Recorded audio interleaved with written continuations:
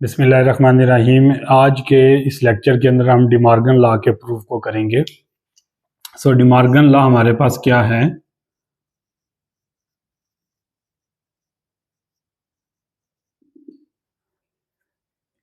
A union B complement is equal to A complement intersection B complement.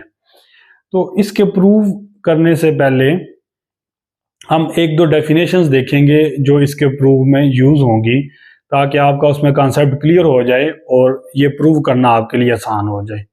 तो सबसे पहले ये बात याद रख लें कि हमारे पास ये कोई सेट एक्स है और ये जो सेट है जो मैंने पार्टीशन अलग कर दिया ये सेट ए है। तो इसका मतलब ये है कि ये अगर सेट ए है तो फिर ये क्या हो जाएगा, ए का कंप्लीमेंट हो जाएगा। और बेसिकली ए और ए कंप्लीमेंट जो होंगे आपस में ये डिसजॉइंट होंगे, क्योंकि इनका इंटरसेक्शन क्या होगा, नल सेट होगा। तो ये डेफिनेशन आपको पता होनी चाहिए।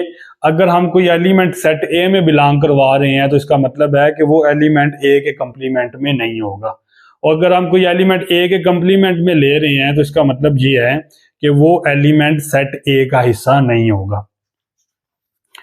इसके बाद हमारे पास एक डेफिनेशन है और वो ये है कि कोई भी दो सेट इक्वल कब होते हैं।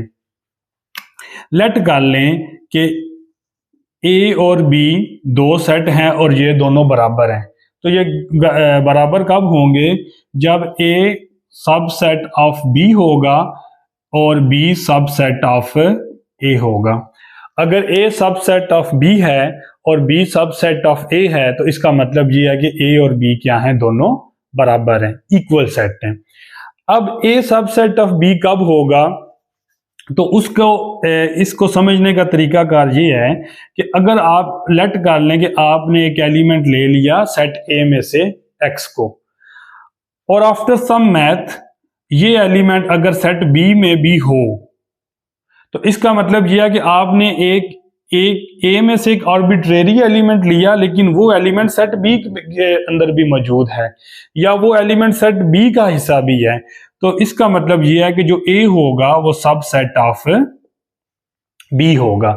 इसी तरह अगर आपने बी को सबसेट ऑफ ए प्रूव करवाना है तो आप बी में से एक एलिमेंट लें और आफ्टर सम मैथ वो एलिमेंट ए में चला जाए तो फिर हम कह देंगे कि जो बी है वो सबसेट ऑफ ए है। और अगर ए सबसेट ऑफ बी हो और बी सबसेट ऑफ ए हो तो इसका मतलब यह है कि ए और बी दोनों सेट क्या हैं, बराबर है। तो यहाँ पे डिमॉर्गन लॉ का जो हमने प्रूव करना है, इसी में हमने इन दोनों कॉन्सेप्ट्स का इस्तेमाल करना है। ये दो सेट बराबर हैं, मतलब ये भी एक सेट है, ये भी एक सेट है। तो सेट्स के अंदर जब भी दो सेट्स को या नंबर ऑफ सेट्स को आपने बराबर प्रूव करना होगा तो आप एक सेट को लेंगे, इस सेट को कंसीडर, इस सेट के किसी एलिमेंट को लेंगे और वो एलिमेंट अगर इस सेट में चला जाए तो इसका मतलब है कि इसको इसका सबसेट प्रूव करवा दिया। फिर आप इसमें से एलिमेंट लेंगे और वो एलिमेंट इसमें चला जाए तो फिर ये इसका सबसेट हो जाएगा। तो ये दोनों एक दूसरे के सबसेट हो जाएंगे, तो इसका मतलब ये होगा कि ये दोनों क्या हैं, इक्वल सेट हैं। तो देखें, लेट कर लें कि x बिलोंग करता है a यूनियन b के कंप्लीमेंट में।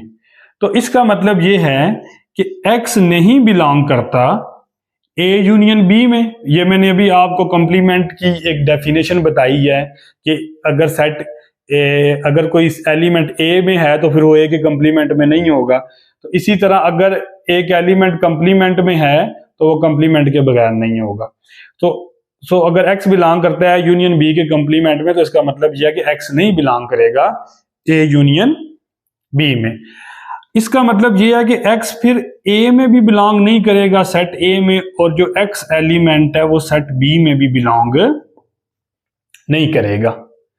इसका मतलब ये निकला कि फिर x बिलोंग करेगा a कंप्लीमेंट में एंड x बिलोंग करेगा b कंप्लीमेंट में। अब देखिए x a कंप्लीमेंट में भी है, x b कंप्लीमेंट में भी है, तो इसका मतलब यह है कि x इन दोनों के इंटरसेक्शन में भी होगा। So this implies x belong a complement intersection B complement. अब आप देखें, आपने ए यूनियन बी के कंप्लीमेंट में से एलिमेंट लिया, लेकिन वो एलिमेंट कहां पे चला गया? ए कंप्लीमेंट इंटरसेक्शन बी कंप्लीमेंट में। तो इसका मतलब ये है, दिस इंप्लाइज कि ये जो सेट होगा ए यूनियन बी का कंप्लीमेंट, ये सब सेट होगा A complement intersection B complement के, और इसको आप किसका नाम दे देंगे? 1 का नाम दे देंगे।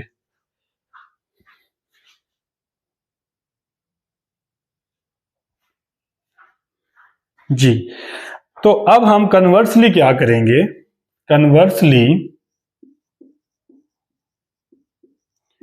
कन्वर्सली अब हम लेट कर लेंगे कि x बिलोंग करता है A complement intersection B complement में। अब हमने इस सेट में से x को चूज कर लिया। अब इसका क्या मतलब है कि x बिलोंग करेगा ए कंप्लीमेंट में एंड x बिलोंग करेगा बी कंप्लीमेंट में, क्योंकि x इन दोनों के इंटरसेक्शन में है। इसका मतलब यह है कि x नहीं बिलोंग करेगा ए में एंड x नहीं बिलोंग करेगा बी में। x does not belong A and x does not belong B। इसका मतलब यह है कि x नहीं बिलोंग करेगा A यूनियन B में, क्योंकि यूनियन वो होती है ना, अगर दोनों में से एक में हो तो वो यूनियन में आ जाएगा। तो x A में भी नहीं है, x B में भी नहीं है, इसका मतलब है x A इन दोनों की यूनियन में भी नहीं है। इसका मतलब यहां से यह निकलेगा कि x बिलोंग कर रहा है A यूनियन B के कंप्लीमेंट में। अब आप यहां पे देखें, आपने एलिमेंट यहां से लिया था ए कंप्लीमेंट इंटरसेक्शन बी कंप्लीमेंट का, लेकिन वो चला कहां पे गया? ए यूनियन बी कंप्लीमेंट के सेट के अंदर। तो इसका मतलब ये हुआ कि जो ए कंप्लीमेंट इंटरसेक्शन बी कंप्लीमेंट है, ये सब सेट हो जाएगा ए यूनियन बी के कंप्लीमेंट के, और इसको आप 2 का नाम दे देंगे। अब आप देखें कि ए यूनियन बी का कंप्लीमेंट सब सेट है A complement intersection B complement, और A intersection B complement subset है ए यूनियन बी का कंप्लीमेंट। तो इसका मतलब ये है कि from one and two A union B complement बराबर होगा A complement intersection B complement. और ये हमने अपने डिमॉर्गन लॉ का प्रूफ मुकम्मल कर लिया।